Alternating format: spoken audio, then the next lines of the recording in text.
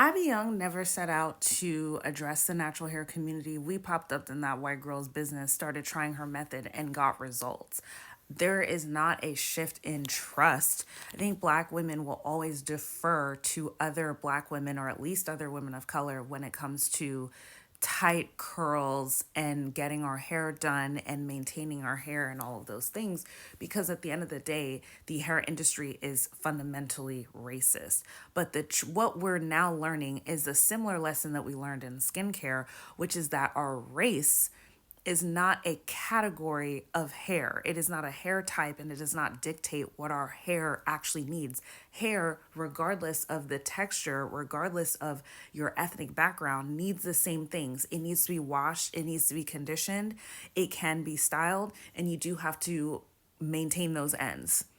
And the strategy of how you do that might differ based on environment, based on texture, based on density, and thick versus like fine versus thick hair, things like that.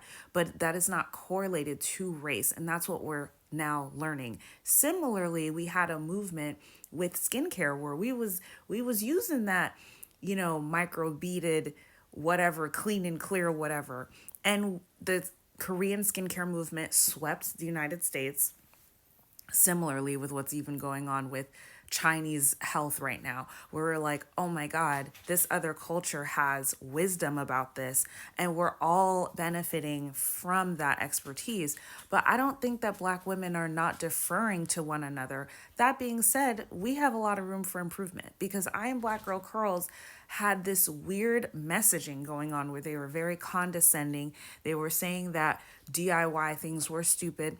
It wasn't stupid. It reflected the times. It reflected the fact that an entire industry refused to do right by us. So we had to figure some shit out. And it worked out for a lot of us. It was a lot better than going and frying our ends at the salon and being neglected at the chair, right? But now that we have high quality formulated products, now that we have even drugstore brands that have really stepped up in the last couple of decades.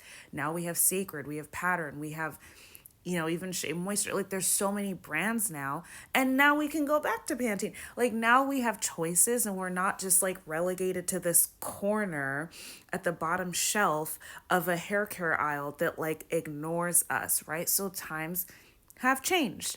That therefore we have better options than a cousin or an aunt who is in our business, who is judging us, who has an attitude, who's taking on 5 clients at a time, who is late. Like, yeah, we have better options than that.